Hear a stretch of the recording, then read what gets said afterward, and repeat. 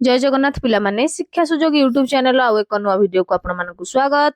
आज वीडियो रे आमे नवम श्रेणी समर वेकेशन हॉलिडे होमवर्क ग्रीष्म अवकाश कालीन गृह कार्य नवम श्रेणी रो ओडिया विषय रो प्रश्न उत्तर देखिबा ताको प्रैक्टिस करिबा। गोटे वीडियो रे आमे केवल ओडिया ही आलोचना करिबा, आउ गोटे वीडियो रे इंग्लिश गणित विज्ञान एभली आमे करिबा। जदि गोटे वीडियो आनछु ना से सब वीडियो टी पूरा लंबा हे जिवो, सेति पई गोटे वीडियो रे न आनी आमे पार्ट पार्ट करी आनिबा। तेणु आम सहित जोड़ी होई रुहंतु एवं ग्रीष्म अवकाश कालीन गृह कार्य को पूरा करंतु। प्रथम प्रश्न, वंदे उत्कल जननी कवितारु कविंकर देशभक्तिर परिचय दियो।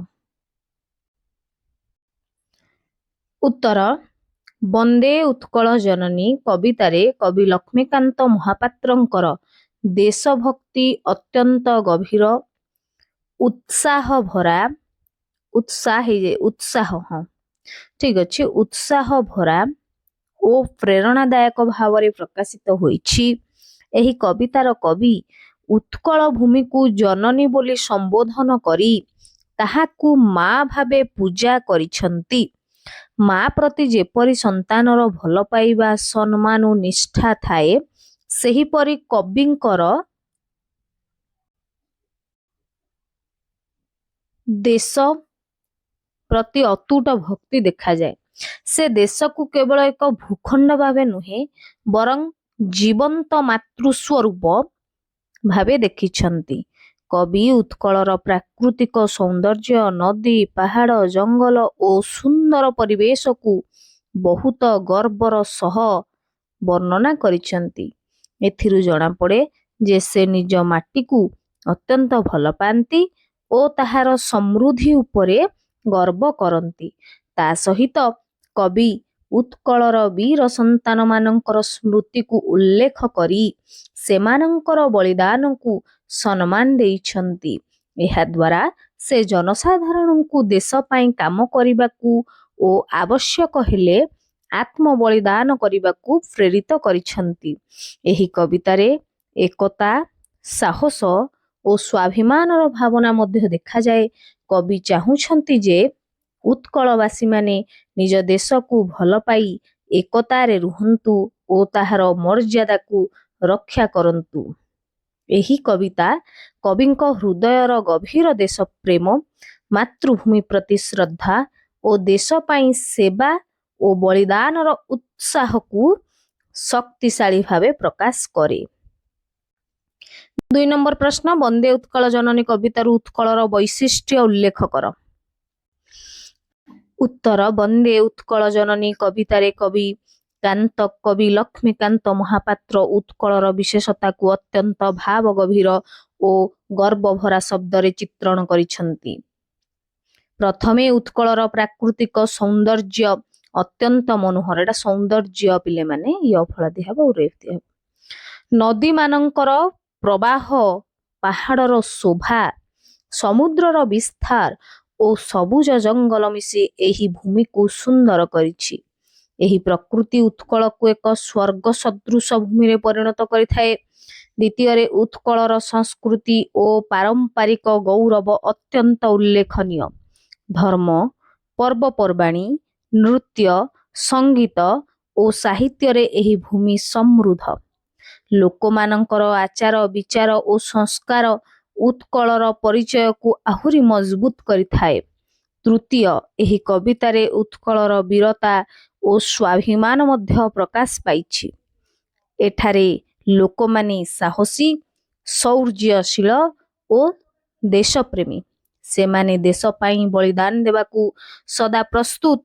चतुर्थरे उत्कलर समृद्धि और शांतिमय परिवेश एहार आउ एक वैशिष्ट्य। एठारे उर्वर भूमि, प्राकृतिक संपद और सुखमय जीवन देखिबाकू मिले। पंचमरे कवि उत्कल को जननी भाव रे देखाई मातृस्नेह और भक्तिर भावना को उन्नत करिछंती। एहा द्वारा उत्कल केवल भूमि नुहे, एक पूज्य माता भाव रे प्रतिष्ठित होइछि। एही कवितारे उत्कल को सुंदर प्रकृति, समृद्ध ସଂସ୍କୃତି, ବୀରତା, ସ୍ୱାଭିମାନ ଓ ଶାନ୍ତିର ଏକ ଅଦ୍ଭୁତ ସମନ୍ୱୟ ଭାବରେ ଦର୍ଶାଇଥାଏ, ଯାହା ପ୍ରତ୍ୟେକ ଉତ୍କଳବାସୀଙ୍କ ପାଇଁ ଗର୍ବର କାରଣ ଅଟେ। ପ୍ରଶ୍ନ ନମ୍ବର 3, ସ୍ୱତନ୍ତ୍ର ଉତ୍କଳ ପ୍ରଦେଶ ଗଠନ ଥିଲା ଓଡ଼ିଆ ଅସ୍ମିତାର ଏକ ପରିଚୟ। ଏହି ପ୍ରସଙ୍ଗକୁ ବର୍ଣ୍ଣନା କରି ସାଙ୍ଗ ନିକଟକୁ ପତ୍ର ଲେଖ। ଏଠି ଦେଖିନିଅ ପିଲାମାନେ, ଆମେ ଯେତେବେଳେ ପତ୍ର ଲେଖନ ଲେଖୁଛେ, ପତ୍ର ଲେଖନର ଆମେ କେମିତି ଲେଖିବା ନା ଡାହାଣ ପଟେ ଉପରେ ଏଠି ଯେମିତି ଆମେ ଲେଖିଛେ ସ୍ଥାନର ନାଁ ଲେଖିବା, ଯୋଉଠୁ ଏଇ ଚିଠିଟି ଲେଖା ହଉଛି, ଯୋଉ ପତ୍ରଟି ଲେଖା ହଉଛି, ତା ତଳକୁ ତାରିଖ ଲେଖିବା। ତାରିଖଟା ଏମିତି ଲେଖିବା, ଏଟା 3/5/2026 ଅଛି। ତାପରେ ତାରିଖ ଯୋଉଠୁ ସରିଗଲା ତା ତଳେ ଏପଟକୁ ଲେଫ୍ଟ ସାଇଡରେ ବାମ ପଟରେ ଆମେ ପ୍ରିୟ ମିନୁ ଯାହାକୁ ଲେଖୁଛେ ତା ପାଇଁ ସମ୍ବୋଧନ କରିବା। ଏଠି ଆମର ପ୍ରଶ୍ନରେ ସାଙ୍ଗ ପାଖକୁ କୁହାଯାଇଥିଲା ପ୍ରିୟ ଲେଖିଲେ, ବଡ ଭାଇ ଯୋଉ ସାନ ଭାଇ ସାନ ଭଉଣୀ ପାଖକୁ ଲେଖାଇଲେ ସ୍ନେହରେ ଲେଖିଲେ, ବଡ ମାନଙ୍କ ପାଖକୁ ଲେଖିଲେ ସମ୍ମାନନୀୟ ବୋଲି ଲେଖିବା ବା ପୂଜାସ୍ପଦ ବୋଲି ଲେଖିବା। ଏଠି ଯେମିତି ଲେଖା ହେଲା ସ୍ଥାନ ଫୁଲନଖରା ତା 3/5/2026 ପ୍ରିୟ ମିନୁ, ମୋର ସ୍ନେହ ଓ ଶୁଭେଚ୍ଛା ନେବୁ, ମଉସା ମାଉସୀଙ୍କୁ ମୋର ପ୍ରଣାମ ଜଣାଇଦେବୁ। ଆଶା କରୁଛି ତୁମେମାନେ ସେଠାରେ ଭଲରେ ଥିବ, ମୁଁ ଏଠାରେ ଭଲରେ ଅଛି। ସ୍ୱତନ୍ତ୍ର ଉତ୍କଳ ପ୍ରଦେଶ ଗଠନ କିପରି ଓଡ଼ିଆ ଅସ୍ମିତାର ପରିଚୟ ଥିଲା ତାହା ମୁଁ ଏଠାରେ ବର୍ଣ୍ଣନା କରୁଛି। 1936 ମସିହାରେ ଓଡ଼ିଶାକୁ ଭାଷା ଆଧାରରେ ଏକ ସ୍ୱତନ୍ତ୍ର ପ୍ରଦେଶ ଭାବେ ଗଠନ କରାଯାଇଥିଲା। ସେତେବେଳେ ଓଡ଼ିଆ ଭାଷାଭାଷୀ ଅଞ୍ଚଳ ଗୁଡ଼ିକ ଭିନ୍ନ ଭିନ୍ନ ପ୍ରଦେଶରେ ବିଭକ୍ତ ହୋଇ ରହିଥିଲେ, ଯାହାର ଫଳରେ ଓଡ଼ିଆ ଭାଷା, ସଂସ୍କୃତି, ପରମ୍ପରା ହ୍ରାସ ପାଉଥିଲା। ଏହି ସମୟରେ କୁଳବୃଦ୍ଧ ମଧୁସୂଦନ ଦାସ, ମହାରାଜା କୃଷ୍ଣଚନ୍ଦ୍ର ଗଜପତି, ଫକୀରମୋହନ ସେନାପତି, ଗୌରୀଶଙ୍କର ରାୟ ଆଦି ଜାତୀୟ ନେତାମାନେ ଓଡ଼ିଆ ଅସ୍ମିତାର ସୁରକ୍ଷା ପାଇଁ ଆଗକୁ ଆସିଥିଲେ। ସେମାନେ ଲୋକମାନଙ୍କୁ ଏକତ୍ର କରି ଭାଷା ଓ ସଂସ୍କୃତି ଆଧାରରେ ଏକ ସ୍ୱତନ୍ତ୍ର ରାଜ୍ୟ ଗଠନ ପାଇଁ ଆନ୍ଦୋଳନ କରିଥିଲେ। ସେମାନଙ୍କର ଅକ୍ଷୟ ପରିଶ୍ରମ, ତ୍ୟାଗ ଓ ଦୃଢ଼ ସଂକଳ୍ପ ଫଳରେ ଏହି ଆନ୍ଦୋଳନ ସଫଳ ହୋଇଥିଲା। 1 ଏପ୍ରିଲ 1936ରେ ଓଡ଼ିଶା ଏକ ସ୍ୱତନ୍ତ୍ର ପ୍ରଦେଶ ଭାବେ ଗଠିତ ହେବା ସହିତ ଓଡ଼ିଆ ଭାଷାକୁ ନୂତନ ଜୀବନ ମିଳିଲା। ଏହା ଓଡ଼ିଆମାନଙ୍କର ସ୍ୱାଭିମାନ, ଏକତା ଓ ସାମୂହିକ ଚେତନାକୁ ଶକ୍ତିଶାଳୀ କରିଦେଲା। ଏହି ଘଟଣା ଓଡ଼ିଆ ଅସ୍ମିତାର ଏକ ସ୍ପଷ୍ଟ ପରିଚୟ ହୋଇ ରହିଗଲା। ସ୍ୱତନ୍ତ୍ର ଉତ୍କଳ ପ୍ରଦେଶ ଗଠନ କେବଳ ଏକ ପ୍ରଶାସନିକ ସଫଳତା ନୁହେଁ, ବରଂ ଓଡ଼ିଆ ଜାତିର ଗର୍ବ, ଅସ୍ମିତା ଓ ଐତିହ୍ୟର ଏକ ଅମୂଲ୍ୟ ପ୍ରତୀକ। ଏଠାରେ ମୋର ଲେଖା ଶେଷ କଲି। ଶୀଘ୍ର ତୋର ଚିଠି ପାଇବା ଆଶାରେ ରହିଲି। ଇତି ତୋର ସାଙ୍ଗ ନୀଳିମା। ଯେ ଚିଠିଟା ପଠାଉଛନ୍ତି ତାଙ୍କର ନାଁଟା ରହିବ। ଏଠି ଠିକଣା ପ୍ରେରକ, ଗ୍ରାହକ, ପ୍ରେରକ ଯିଏ ପଠେଇବେ, ଗ୍ରାହକ ଯିଏ ପାଇବେ। ନାମ ନୀଳିମା ମଞ୍ଜରୀ ପଣ୍ଡା, ସ୍ଥାନ ଫୁଲନଖରା, ପୋଷ୍ଟ ଫୁଲନଖରା, ଜିଲ୍ଲା କଟକ, ପିନ୍ 754001। ଗ୍ରାହକ ନାମ ମିନୁ ପ୍ରିୟଦର୍ଶିନୀ, ସ୍ଥାନ ବିରଜାପୁର, ପୋଷ୍ଟ ଯାଜପୁର, ଜିଲ୍ଲା ଯାଜପୁର, ପିନକୋଡ 755001। ପ୍ରଶ୍ନ ନମ୍ବର 4, ରଚନା ଲେଖ ଗ୍ରୀଷ୍ମ ଋତୁ। ରଚନା ଲେଖିବା କାହା ଉପରେ? ଗ୍ରୀଷ୍ମ ଋତୁ ଉପରେ ରଚନା ଲେଖିବା। ସେଥିରେ ରହିବ ଆମର ସୂଚନା ରହିଛି ଉପକ୍ରମ ଲେଖିବା, ସମୟ ନିରୂପଣ, ତାର ପ୍ରକୃତି, ପର୍ବପର୍ବାଣୀ, ଜନଜୀବନ ଉପରେ ପ୍ରଭାବ, ଜନସଚେତନତା ଏବଂ ଉପସଂହାର, ଏଟାକୁ ଆମେ ଲେଖିବା। ଗ୍ରୀଷ୍ମ ଋତୁ ରଚନା। ଉପକ୍ରମ। ବର୍ଷକ 12 ମାସ ଓ 6 ଋତୁ। ଋତୁ ମଧ୍ୟରେ ଗ୍ରୀଷ୍ମ ଋତୁର ବିଶେଷ ମହତ୍ଵ ରହିଛି। ଏହା ଉଷ୍ମତାର ଋତୁ ଭାବେ ପରିଚିତ। ସୂର୍ଯ୍ୟର ତୀବ୍ର କିରଣ ଦ୍ୱାରା ପୃଥିବୀ ଅତ୍ୟଧିକ ଗରମ ହୋଇଯାଏ ଓ ଜୀବଜଗତ ଏହାର ପ୍ରଭାବ ଅନୁଭବ କରେ। ସମୟ ନିରୂପଣ। ଗ୍ରୀଷ୍ମ ଋତୁ ସାଧାରଣତଃ ଚୈତ୍ର ଓ ବୈଶାଖ ମାସରେ ହୁଏ। ଇଂରାଜୀ ମାସ ଅନୁଯାୟୀ ଏହା ମାର୍ଚ୍ଚ ମାସର ଶେଷ ଭାଗରୁ ଆରମ୍ଭ ହୋଇ ଜୁନ ମାସ ପର୍ଯ୍ୟନ୍ତ ଚାଲିଥାଏ। ଏହି ସମୟରେ ସୂର୍ଯ୍ୟ ଉତ୍ତରାୟଣ ଅବସ୍ଥାରେ ଥାଇ ତାର କିରଣ ପୃଥିବୀ ଉପରେ ସିଧାସଳଖ ପଡ଼ିଥାଏ। ପ୍ରକୃତି। ଗ୍ରୀଷ୍ମ ଋତୁରେ ପ୍ରକୃତିର ରୂପ ଅତ୍ୟନ୍ତ କଠୋର ହୋଇଯାଏ। ଦିନ ଲମ୍ବା ଓ ରାତି ଛୋଟ ହୁଏ। ଖରାଦିନେ କଣ ହୁଏ? ଦିନ ବଡ଼, ରାତି ସାନ। ତାପମାତ୍ରା ବହୁତ ବଢ଼ିଯାଏ ଓ କାଳବୈଶାଖୀ ତାର ପ୍ରଭାବ ଦେଖାଏ। ନଦୀ, ପୋଖରୀ, ଝରଣାର ପାଣି ଶୁଖିଯାଏ, ମାଟି ଫାଟିଯାଏ ଓ ଗଛପତ୍ର ଶୁଖିଯାଏ। କିନ୍ତୁ ଏହି ସମୟରେ ଆମ୍ବ, ପଣସ, ତରଭୁଜ, ଖରଭୁଜ ଭଳି ସୁସ୍ୱାଦୁ ଫଳ ମିଳିଥାଏ। ପର୍ବପର୍ବାଣୀ, এটা ପର୍ବପର୍ବାଣୀଟା ଗୋଟେ ପଏଣ୍ଟ। ଗ୍ରୀଷ୍ମ ଋତୁ ମଧ୍ୟରେ ଅନେକ ପର୍ବପର୍ବାଣୀ ପାଳନ କରାଯାଏ। ଓଡ଼ିଶାରେ ରଜ ପର୍ବ ବହୁତ ଆନନ୍ଦ ଓ ଉଲ୍ଲାସର ସହ ପାଳନ ହୁଏ। ଏହା ସହ ଅକ୍ଷୟ ତୃତୀୟା ମଧ୍ୟ ଏହି ସମୟରେ ପଡ଼େ, ଯାହା ଚାଷ କାମ ଆରମ୍ଭ କରିବାର ଶୁଭ ଦିନ ଭାବେ ମନାଯାଏ। ଏହା ବ୍ୟତୀତ ପଣା ସଂକ୍ରାନ୍ତି, ରାମନବମୀ, ସାବିତ୍ରୀ ବ୍ରତ, ଚନ୍ଦନ ଯାତ୍ରା, ଦେବସ୍ନାନ ପୂର୍ଣ୍ଣିମା ଆଦି ପର୍ବ ଆନନ୍ଦ ଉତ୍ସାହର ସହ ପାଳନ କରାଯାଏ। ଜନଜୀବନ ଉପରେ ପ୍ରଭାବ, ଗ୍ରୀଷ୍ମ ଋତୁର ପ୍ରଭାବ ମଣିଷର ଜୀବନରେ ଅତ୍ୟଧିକ ହୁଏ। ଅତ୍ୟଧିକ ଗରମ ଓ କାଳବୈଶାଖୀ ଯୋଗୁଁ ଲୋକମାନେ ଅସୁବିଧା ଭୋଗ କରନ୍ତି। ଦିନରେ ବାହାରକୁ ଯିବା କଷ୍ଟକର ହୋଇଯାଏ। ପାଣିର ଅଭାବ ଦେଖାଯାଏ ଓ ଲୋକମାନେ ଥଣ୍ଡା ପାନୀୟ, ଫଳରସ ପିଇଥାନ୍ତି। ଛାତ୍ରଛାତ୍ରୀମାନେ ଗ୍ରୀଷ୍ମ ଛୁଟି ଉପଭୋଗ କରନ୍ତି। ଜନସଚେତନତା, ଗ୍ରୀଷ୍ମ ଋତୁରେ ସ୍ୱାସ୍ଥ୍ୟ ଓ ପରିବେଶ ରକ୍ଷା ପାଇଁ ସଚେତନ ହେବା ଆବଶ୍ୟକ। ଅଧିକ ପାଣି ପିଇବା, ସୂତା ପୋଷାକ ଓ ହାଲୁକା ପୋଷାକ ପିନ୍ଧିବା ଓ ଦିନର ପ୍ରବଳ ଖରାରେ ବାହାରକୁ ନ ଯିବା ଉଚିତ। ଗଛ ଲଗାଇବା ଓ ପାଣି ସଞ୍ଚୟ କରିବା ମାଧ୍ୟମରେ ଆମେ ଗ୍ରୀଷ୍ମର କଷ୍ଟକୁ କମାଇ ପାରିବା। ଉପସଂହାର, ଗ୍ରୀଷ୍ମ ଋତୁ ଯଦିଓ ଉଷ୍ମ ଓ କଷ୍ଟଦାୟକ, ତଥାପି ଏହାର ନିଜସ୍ୱ ଗୁଣ ଓ ମହତ୍ଵ ଅଛି। ସଚେତନତା ଓ ସଠିକ ଜୀବନ ଶୈଳୀ ଅନୁସରଣ କଲେ ଆମେ ଏହି ଋତୁକୁ ସହଜରେ ଓ ସୁଖଦ ଭାବରେ କାଟିପାରିବା। ଏତଦ୍ ବ୍ୟତୀତ ବାହାରେ କୁଣ୍ଡରେ ଜଳ ରଖିବା, ଯାହାଦ୍ୱାରା ଜଳ ମାନେ ଏଇ ଯୋଉ ଜଳ ଜୀବଜନ୍ତୁ ମାନେ ଜଳ କଷ୍ଟରୁ ରକ୍ଷା ପାଇ ପାରିବେ। ଗ୍ରୀଷ୍ମ ଋତୁ କଷ୍ଟଦାୟକ ହେଲେ ମଧ୍ୟ ଏହି ଋତୁ ପାଇଁ ପୃଥିବୀରେ ବର୍ଷା ଆସେ। ଗ୍ରୀଷ୍ମ ଋତୁ ପରେ ବର୍ଷା ଋତୁ ଆସିବ। ଏଠି ଶେଷ ହୋଇଗଲା ଆମର ରଚନାଟି। ଏବେ ନେକ୍ସଟ ପ୍ରଶ୍ନ ପିଲାମାନେ, ବ୍ୟାକରଣ ବହିର ଶବ୍ଦ ଗଠନ ଓ ପାଠର ସମସ୍ତ ପ୍ରଶ୍ନର ଉତ୍ତର ପ୍ରସ୍ତୁତ କରିବା। ଯୋଉ ବ୍ୟାକରଣ ବହିର ପ୍ରଥମ ଅଧ୍ୟାୟ ରହିଛି ଶବ୍ଦ ଗଠନ, ସେଇ ବିଷୟର ସବୁତକ ପ୍ରଶ୍ନ 13-14ଟା ପ୍ରଶ୍ନ ଅଛି, ସବୁତକ ପ୍ରଶ୍ନର ଉତ୍ତର ଲେଖିବା ପାଇଁ ସେ କହୁଛି। ଏବେ ଦେଖିବେ ପିଲାମାନେ, ଶବ୍ଦ ଗଠନ ଅନୁଶୀଳନୀ। ଶବ୍ଦ କାହାକୁ କୁହନ୍ତି? ପ୍ରଥମ ପ୍ରଶ୍ନ ହଉଛି ଶବ୍ଦ କାହାକୁ କୁହନ୍ତି। ପ୍ରଶ୍ନ ଗୁଡାକ ମୁଁ ଟିକେ ଦେଖେଇ ଦଉଛି।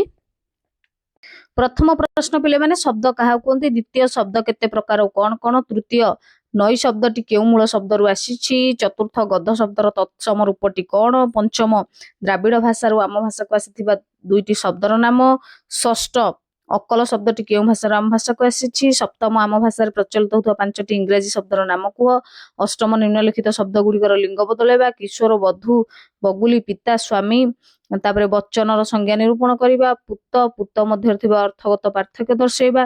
କୃପଣର ବିପରୀତାର୍ଥ ବୋଧକ ଶବ୍ଦଟି ଲେଖିବା। 12 ନମ୍ବର, ନିଞ୍ଜନ୍ତ ଓ ଯମନ୍ତ ମଧ୍ୟରେ କଣ ପ୍ରଭେଦ ଅଛି ସେଟା ଲେଖିବା। 13 ନମ୍ବରଟା, ବିଶେଷ ପଦ ଗୁଡିକୁ ବିଶେଷଣ ପଦରେ ପରିଣତ କରିବା। ସ୍ଥାପନ, ଜ୍ଞାପନ, ପାଳନ, ଚାଳନ, ପାଠନ। 14 ନମ୍ବର ପ୍ରଶ୍ନ ରହିଛି, ପ୍ରତ୍ୟେକ ଧାଡିରେ ଥିବା ଭିନ୍ନ ଧର୍ମୀ ଶବ୍ଦଟିକୁ ବାଛିକି ଲେଖିବା। ଧନରତ୍ନ, ଭଲ ମନ୍ଦ, କିଣା ବିକା, ସୁଖ ଦୁଃଖ, ପେଟ ପାଟଣା, ବନ୍ଧୁବାନ୍ଧବ, ବାସନ କୁସନ, ଲୁଗାପଟା। 9 ନମ୍ବର ରହିଛି ପିପାସା, ଜିଜ୍ଞାସା, ତମାସା, ପିପଠିସା। ତାର ଉତ୍ତର ଗୁଡିକ ଏବେ ଦେଖିବା। ପ୍ରଶ୍ନ ହଉଛି ଶବ୍ଦ କାହାକୁ କୁହନ୍ତି? ଉତ୍ତର, ଏକ ବର୍ଣ୍ଣ ବା ଏକାଧିକ ବର୍ଣ୍ଣ ମିଳିତ ହୋଇ କୌଣସି ଅର୍ଥ ପ୍ରକାଶ କରୁଥିଲେ ତାହାକୁ ଶବ୍ଦ କୁହନ୍ତି। ଏକ ବା ଏକାଧିକ ବର୍ଣ୍ଣ ମିଳିତ ହୋଇକି ଅର୍ଥ ପ୍ରକାଶ କଲେ ସେଟାକୁ ଶବ୍ଦ କୁହାଯିବ। ଯେମିତି ବ ଆଉ ଗ ମିଶିକି କଣ ହେଲା? ବଗ। ଏହା ଏକ ପୂର୍ଣ୍ଣ ଅର୍ଥ ପ୍ରକାଶ କରୁଛି। କିନ୍ତୁ ମୁଁ କହିବି ଗ ଆଉ ବ, ଗ ଆଣିଲି ବ ଆଣିଲି, ସେଟା ଗ ବ କୌଣସି ଅର୍ଥ ପ୍ରକାଶ କରୁ ନାହିଁ। ତେଣୁ ଗ ବ ଗୋଟେ ଶବ୍ଦ ନୁହେଁ, କିନ୍ତୁ ବଗ ଗୋଟିଏ ଶବ୍ଦ ଅର୍ଥ ପ୍ରକାଶ କରୁଛି, ଗୋଟେ ପକ୍ଷୀକୁ ବୁଝଉଛି। ପ୍ରଶ୍ନ ନମ୍ବର 2, ଶବ୍ଦ କେତେ ପ୍ରକାର ଓ କଣ କଣ? ଶବ୍ଦ 4 ପ୍ରକାର, ଯଥା କରେ ତତ୍ସମ, ଖରେ ତଦ୍ଭବ, ଗରେ ଦେଶଜ, ବୈଦେଶିକ। କିନ୍ତୁ ଯଦି ଗଠନ ଦୃଷ୍ଟିରୁ ଦେଖିବା, ଶବ୍ଦ ହଉଛି 2 ପ୍ରକାର, ମୌଳିକ ଶବ୍ଦ ଏବଂ ବ୍ୟୁତ୍ପନ୍ନ ଶବ୍ଦ। 3 ନମ୍ବର ପ୍ରଶ୍ନ, ନଈ ଶବ୍ଦଟି କେଉଁ ମୂଳ ଶବ୍ଦରୁ ଉତ୍ପନ୍ନ ହୋଇଛି? ନଈ ଶବ୍ଦଟି ନଦୀ। ନଦୀଟା କୋଉ ଶବ୍ଦ ପିଲାମାନେ? ନା ତତ୍ସମ। ନଈଟା ହଉଛି ତଦ୍ଭବ ରୂପ, ନଦୀ ହଉଛି ତତ୍ସମ ରୂପ ଏଠି ଟିକେ ଲେଖିବ। ନଈଟା ନଦୀରୁ ଆସିଛି, ସେଟା କଣ କୋଉ ମୂଳ ଶବ୍ଦ? ତତ୍ସମ। ଏଇ ଯୋଉ ନଦୀର ତ ପରିବର୍ତ୍ତିତ ରୂପ, କିନ୍ତୁ ନଦୀଟା କୋଉ ଶବ୍ଦ? ତତ୍ସମ ଶବ୍ଦ। ତତ୍ସମ ମାନେ କଣ? ତତ୍ ସହିତ ସମାନ। କାହା ସହିତ ସମାନ? ବିଶ୍ୱାସ କରାଯାଏ ସବୁ ଭାଷା ଗୁଡାକ, ସବୁ ଶବ୍ଦ ଭାଷା ଗୁଡାକ ସଂସ୍କୃତ ଭାଷାରୁ ହିଁ ସୃଷ୍ଟି ହେଇଛନ୍ତି। ତେଣୁ ସଂସ୍କୃତ ଶବ୍ଦ ଯୋଉଗୁଡାକ ସେଗୁଡା ହଉଛି ତତ୍ସମ, ଯୋଉଟା ସଂସ୍କୃତକୁ ସାମାନ୍ୟ ବଦଳେଇ ପରିବର୍ତ୍ତନ କରି ବ୍ୟବହାର ହଉଛି, ସେଗୁଡା ହଉଛି ତଦ୍ଭବ। ତହିଁରୁ ଉଦ୍ଭବ ବା ତହିଁରୁ ଜାତ। ତହିଁରୁ ମାନେ କୋଉଥିରୁ? ସଂସ୍କୃତରୁ। ଏଠି ତତ୍ ସମ, ତତ୍ ସହିତ ସମାନ ଅର୍ଥାତ୍ ସଂସ୍କୃତ। ନଦୀ ଶବ୍ଦଟା ହଉଛି ଗୋଟେ ସଂସ୍କୃତ ଶବ୍ଦ ବା ତତ୍ସମ ଶବ୍ଦ। ସେମିତି ଗଧର ତତ୍ସମ ରୂପଟି କଣ? ଗର୍ଦ୍ଦଭ। 5 ନମ୍ବର, ଦ୍ରାବିଡ଼ ଭାଷାରୁ ଆମ ଭାଷାକୁ ଆସିଥିବା ଦୁଇଟି ଶବ୍ଦର ନାଁ। ଦୁଇଟା ଆମେ ଏଠି ଅଧିକ ନେଇଯାଇଛେ, ଅଡା, ଆରିସା, ଏଣ୍ଡୁରି, ଅଗାଡି। ଲେଖିପାରିବ, କିଛି ଅସୁବିଧା ନାହିଁ। ତାପରେ 6 ନମ୍ବର ପ୍ରଶ୍ନ, ଅକଲ ଶବ୍ଦଟି କେଉଁ ଭାଷାରୁ ଆମ ଭାଷାକୁ ଆସିଛି? ଜାବନିକ ଭାଷା। ଅକଲଟା ଜାବନିକ ଭାଷାରୁ ଆସିଛି। 7 ନମ୍ବର ପ୍ରଶ୍ନ, ଆମ ଭାଷାରେ ପ୍ରଚଳିତ ହେଉଥିବା 5ଟି ଇଂରାଜୀ ଶବ୍ଦର ନାମ କୁହ। ଆମ ଭାଷାରେ ବ୍ୟବହାର ହଉଛି ଓଡିଆରେ, କିନ୍ତୁ ଇଂରାଜୀ ଟର୍ମ ହିଁ ତାର ବ୍ୟବହାର ହଉଛି। କଣ? ଟିକେଟ, ବେଞ୍ଚ, ଟେବୁଲ, ଜଜ୍, ଫେନ୍, ଇଞ୍ଜିନ, କଲେଜ। ଏଗୁଡାକର କେହି ମାନେ ଓଡିଆ କୁହନ୍ତିନି। ଏଗୁଡା ଡାଇରେକ୍ଟ ଇଂରାଜୀ ଶବ୍ଦଟା ଡାଇରେକ୍ଟ ଆସିକି ଆମ ଓଡିଆ ଭାଷାରେ ବ୍ୟବହାର ହଉଛି। 8 ନମ୍ବର, ନିମ୍ନଲିଖିତ ଶବ୍ଦ ଗୁଡିକର ଲିଙ୍ଗ ପରିବର୍ତ୍ତନ କରିବା। କିଶୋର, କିଶୋରୀ, ବଧୂ, ବର, ବଗୁଲି, ବଗ, ପିତା, ମାତା, ସ୍ୱାମୀ, ସ୍ତ୍ରୀ। ସେମିତି 9 ନମ୍ବର ପ୍ରଶ୍ନ ରହିଛି, ବଚନର ସଂଜ୍ଞା ନିରୂପଣ କର। ଉତ୍ତର କଣ ହବ ନା, ଯେଉଁଥିରୁ ବସ୍ତୁର ବା ବ୍ୟକ୍ତିର ସଂଖ୍ୟା ଜଣା ପଡେ ତାକୁ କୁହନ୍ତି ବଚନ। ଯେମିତି ପିଲା, ପିଲାମାନେ, ପିଲାମାନେ ଗୋଟିଏ ପିଲା, ପିଲାମାନେ ଅନେକ ପିଲା। ଗାଈ, ଗାଈ ଗୁଡିକ।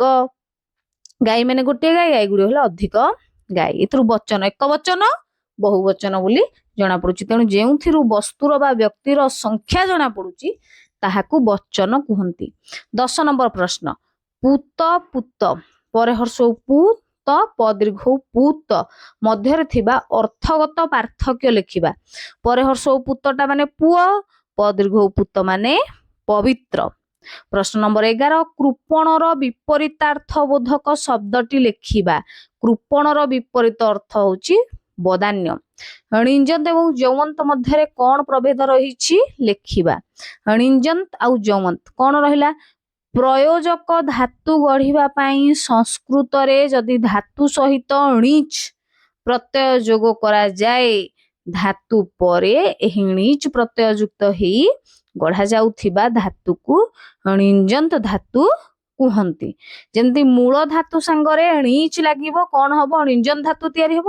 ସେଟା ବିଶେଷ ଏବଂ ବିଶେଷଣ ରୂପରେ ବ୍ୟବହାର ହବ। ସ୍ତା ଯୁକ୍ତ ଣିଚ୍ ସମାନ ସ୍ଥାପି। ତାର ବିଶେଷ୍ୟ ରୂପ ହଉଛି କଣ? ସ୍ଥାପନ। ଆଉ ବିଶେଷଣ ରୂପ ହଉଛି ସ୍ଥାପିତ। ସେମିତି ପଠ, ଣିଚ୍, ପଠ ଧାତୁ ସାଙ୍ଗରେ ଣିଚ୍ ଲାଗିଲେ କଣ ହେଲା? ପାଠି। ତାର ବିଶେଷ ରୂପ ହଉଛି ପାଠନ, ବିଶେଷଣ ରୂପ ହଉଛି ପାଠିତ।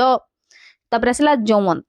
ଆତିଶଯ୍ୟ ବୁଝେଇବା ପାଇଁ ଧାତୁରେ ଯୌଂ ପ୍ରତ୍ୟୟ ବ୍ୟବହାର କରାଯାଏ। ଯୌଂ ପ୍ରତ୍ୟୟ ନିଷ୍ପନ୍ନ ଧାତୁକୁ ଯୌମନ୍ତକୁ ଧାତୁ କୁହାଯାଏ। ଏଥିରେ ମାନ ପ୍ରତ୍ୟୟ ଯୁକ୍ତ ହୋଇ ଶବ୍ଦ ଗଠିତ ହୁଏ। ମାନ ପ୍ରତ୍ୟୟ ଯୁକ୍ତ ହେଇକି ଶବ୍ଦ ଗଠିତ ହୁଏ। ଏହା ସାଧାରଣତଃ ବିଶେଷଣ ରୂପେ ବ୍ୟବହାର ହୁଏ।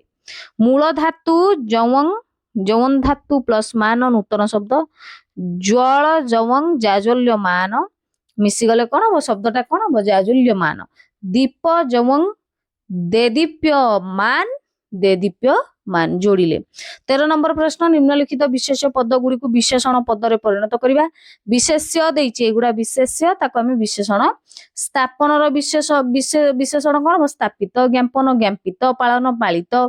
ଚାଳନ ଚାଳିତ। ପାଠନ ପାଠିତ।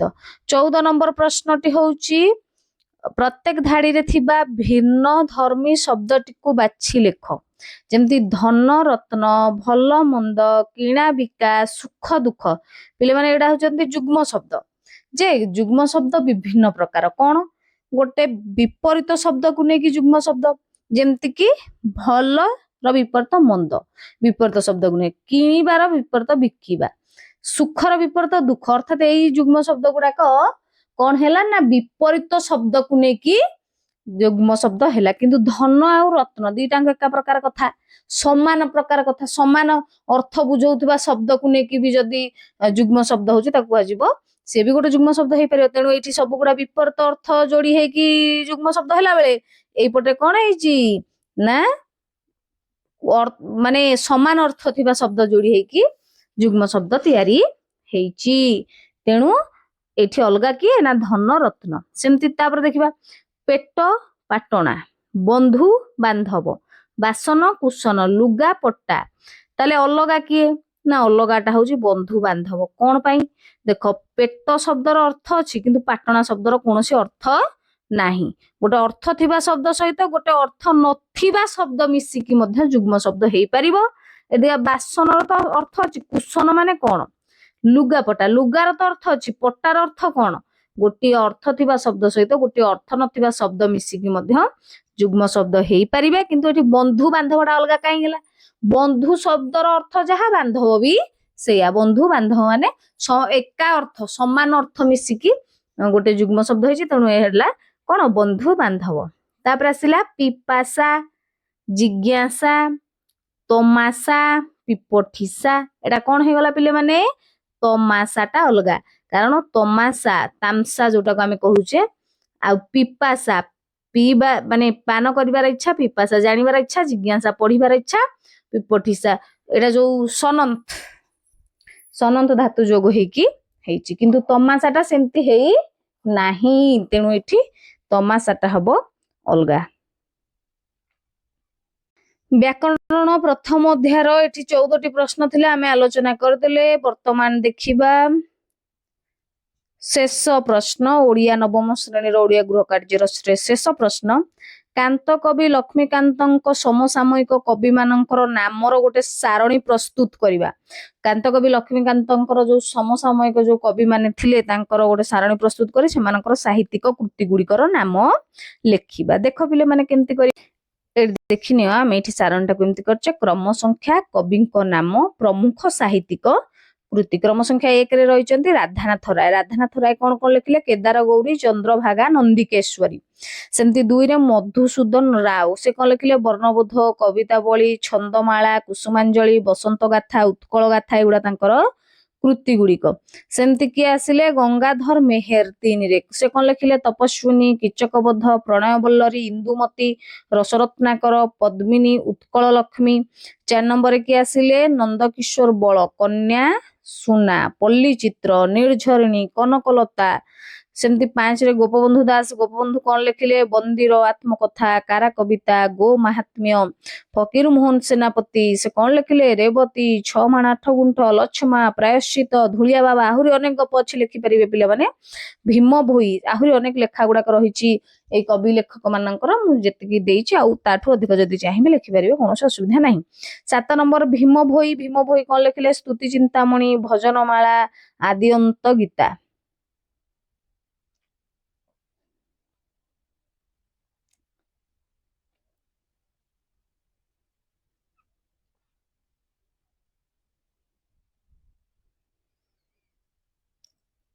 ତ ଏଇଠି ଆମେ ମାନେ ନବମ ଶ୍ରେଣୀ ଓଡ଼ିଆ ର ସମସ୍ତ ଗୃହ କାର୍ଯ୍ୟ ପ୍ରଶ୍ନ ଉତ୍ତର ଆଲୋଚନା କରିଦେଲେ। ପରବର୍ତ୍ତୀ ସମୟରେ ଇଂରାଜୀ, ଗଣିତ, ବିଜ୍ଞାନ, ସାମାଜିକ ବିଜ୍ଞାନ ବିଷୟର ପାଠ ମଧ୍ୟ ଆସିବ। ତେଣୁ ଶିକ୍ଷା ସୁଯୋଗ ୟୁଟ୍ୟୁବ ଚ୍ୟାନେଲ ସହିତ ଜଡ଼ିତ ହୋଇ ରୁହନ୍ତୁ।